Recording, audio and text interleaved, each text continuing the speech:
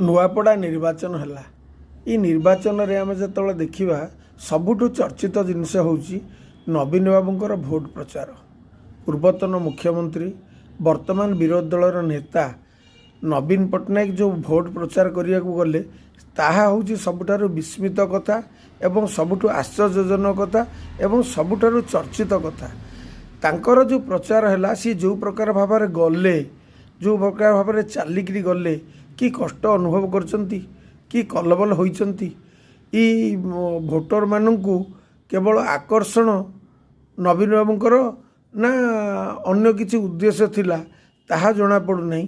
किंतु जदि भोट प्रचार को जाई न थांते ताले तांको स्वास्थ्य पई प्रश्नवाचक चिन्ह उठता।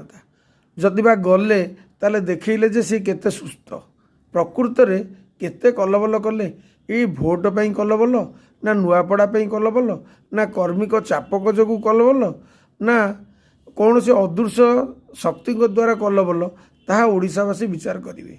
निर्वाचन फलाफल जहाँ होना कहीं नवीन बाबू जो प्रचार करने को गले विजु जनता दलर प्रार्थी नुआपड़ा ताहा होची मो मतरे नुआपड़ा निर्वाचन सबुठारु बड़ चर्चित घटना। कारण चली पारुना तांको हाथ थरुची तांको पाद ठीक भाया पड़ी पारु नहीं।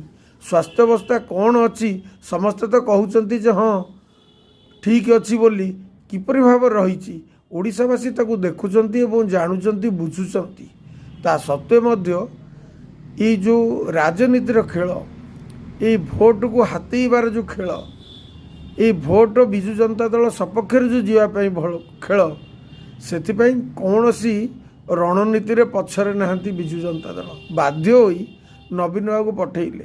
कारण नवीन बाबू जब न जीवे ताले भोट प्रचार रे सी पछुआ पड़ीजे तांकर प्रार्थी। विजु जनता दल जहाँ पाऊ भोट किंतु नवीन बाबू बड़ कलबलर कथा है।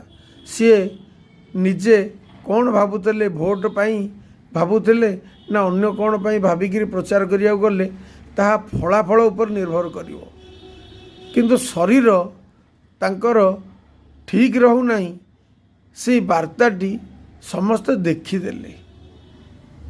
तेणु नवीन बाबू जो कलबल है ता देखापी कष्टकर हो जाऊँगी। तांको जो माने भल पाती से माने निश्चित रूपे तांको स्वास्थ्य अवस्था को नहीं चिंतित रहिबे। धन्यवाद, नमस्कार।